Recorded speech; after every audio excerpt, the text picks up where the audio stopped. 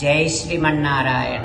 ఇప్పుడు శ్రీమద్భాగవతాన్ని అనుసంధానం చేసుకుందాం. శ్రీమద్భాగవత గ్రంథానికి నమస్కారం. నిగమకల్పతరోర్గళితం ఫలం సుఖముఖాదమృతద్రవ సంయుతం పిబత భాగవతం రసమాలయం ముహురహో రసికా భువి భావుకాః. శ్రీసుఖయోగీంద్రుల వారికి నమస్కారం. యం ప్రవ్రజంతమనుపేతమపేతకృత్యం ద్వైపాయనో విరహకాతర ఆజుహావ పుత్రేతి తన్మయతయా తరవోభినేదుః తం సర్వభూతహృదయం మునిమానతోస్మి. నరనారాయణులకు, చతుర్ముఖ బ్రహ్మకు, సరస్వతీదేవికి, వ్యాసమహర్షుల వారికి నమస్కారం. నారాయణం నమస్కృత్య నరం చైవ నరోత్తమం దేవీం సరస్వతీం వ్యాసం తతో జయం ఉదీరయేత్. శ్రీమద్భాగవతము ద్వితీయ స్కంధములో శ్రీసుఖ యోగీంద్రుడు వ్యాసమహర్షుల వారికి నమస్కరిస్తూ ఉన్నారు. భగవానుని యొక్క అవతారమూర్తి అయినటువంటి వ్యాసమహర్షికి, సర్వయజ్ఞమయుడైనటువంటి వ్యాసుల వారికి నమస్కారము అంటూ శ్రీసుఖ యోగీంద్రుడు పరీక్షిన్నరేంద్రుడితో ఈ రకంగా చెబుతూ ఉన్నాడు. ఓ రాజా, వ్యాసుల వారి ముఖపద్మము నుండి జాలువారిన జ్ఞానమయమైనటువంటి మకరందాన్ని వారి శిష్యులు పానము చేసి జ్ఞానాన్ని పొందారు. అందుకే ఓ రాజా, ఇప్పుడు నువ్వు నన్ను ప్రశ్నలు అడిగినట్టే ఏతత్ ఏవ ఆత్మభూః నారదాయ విపృచ్ఛతే. నారదుల వారు కూడా ఒకనాడు చతుర్ముఖ బ్రహ్మను ఈ ప్రశ్నలే అడిగారు.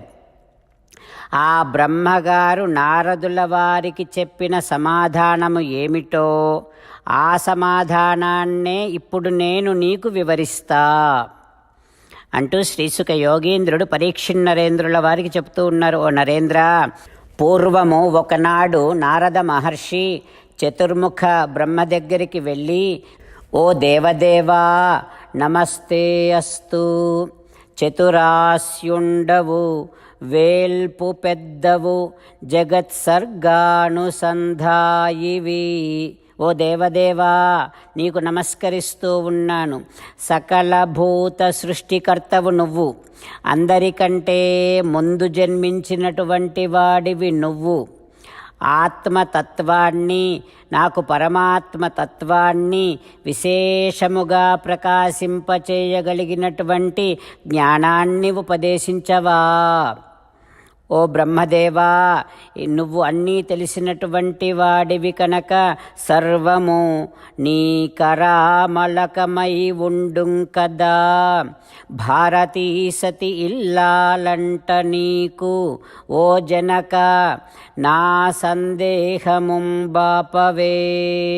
ఓ బ్రహ్మదేవా, నువ్వన్నీ తెలిసినటువంటి వాడివి. అరచేతిలో ఉన్నటువంటి ఉసిరిక వలె ఎంతో జ్ఞానము కలిగినటువంటి వాడివి కనుక నాకు జ్ఞానోపదేశము చెయ్యవా.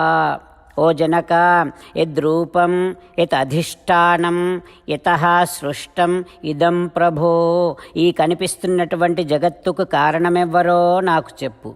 ఈ సమస్తమైనటువంటి జగత్తు ఎవరి చేత సృష్టించబడిందో నాకు చెప్పు. ఈ సమస్తమైనటువంటి సృష్టి ఏ పదార్థము చేత సృజింపబడిందో చెప్పు నాకు. ఈ సమస్తమైనటువంటి జగత్తు దేనిని ఆధారము చేసుకొని నిలబడుతోందో చెప్పు. ఈ సమస్తమైనటువంటి జగత్తు మళ్ళీ ఎందులో లీనమవుతుందో నాకు ఉపదేశం చెయ్యవా. ఓ బ్రహ్మదేవా, ఈ రహస్యమంతా నీకు తెలుసును కనుక నాకు చెప్పవా అని నారద మహర్షి తన తండ్రి గారైనటువంటి చతుర్ముఖ బ్రహ్మను అడిగిన విషయాన్ని శ్రీసుఖ యోగీంద్రుడు పరీక్షిన్నరేంద్రుడితో చెబుతూ ఉన్నాడు. ఆ తర్వాత ఏం జరుగుతుందో రేపు తెలుసుకుందాం. ఓం శ్రీకృష్ణ పరబ్రహ్మణే నమః. ఓం అస్మద్గురుభ్యో నమః. అంతేకాకుండా మనం ప్రతిరోజు శ్రీమన్నారాయణుడికి ఒక 8 పనులు చేస్తాం అని మాట ఇద్దాం. ఎందుకంటే శ్రీకృష్ణ భగవానుడు 18వ అధ్యాయములో 65 నుండి 70వ శ్లోకాల ద్వారా శ్రీమద్భగవద్గీత అంతటికీ సారభూతముగా మనకు 8 పనులు చేయమని చెప్పాడు. అలా చేస్తే చాలు, నేను మిమ్మల్ని అన్ని విధాలుగా రక్షిస్తా అని ప్రమాణపూర్వకముగా ప్రతిజ్ఞ కూడా చేశాడు. అందుకని శ్రీమద్భగవద్గీతను అంతటినీ విన్న తర్వాత అర్జునుడు కూడా చివరకు కరిష్యే వచనం తవ, కృష్ణ నువ్వు చెప్పినట్టే చేస్తా అని అన్నాడు. కనుకనే భగవానుడు అర్జునుడికి అన్ని విధాల విజయాన్ని అందించాడు. మనం కూడా ప్రతిరోజు శ్రీమన్నారాయణుడికి ఆ రకంగానే మాట ఇద్దాం. 8 పనులు చేస్తాం అని మనము మాట ఇస్తే అది అష్టాక్షరీ మహామంత్ర జపము చేసినటువంటి ఫలితాన్ని మనకు ప్రతిరోజు ఇస్తుంది. ఇట్లా మాట ఇవ్వటం కంటే గొప్ప పూజ, యజ్ఞము, తపస్సు మరొక్కటి లేనే లేదు. అందుకని నేను అంటూ ఉంటాను, మీరు మనస్సులో భావిస్తూ ఉండండి.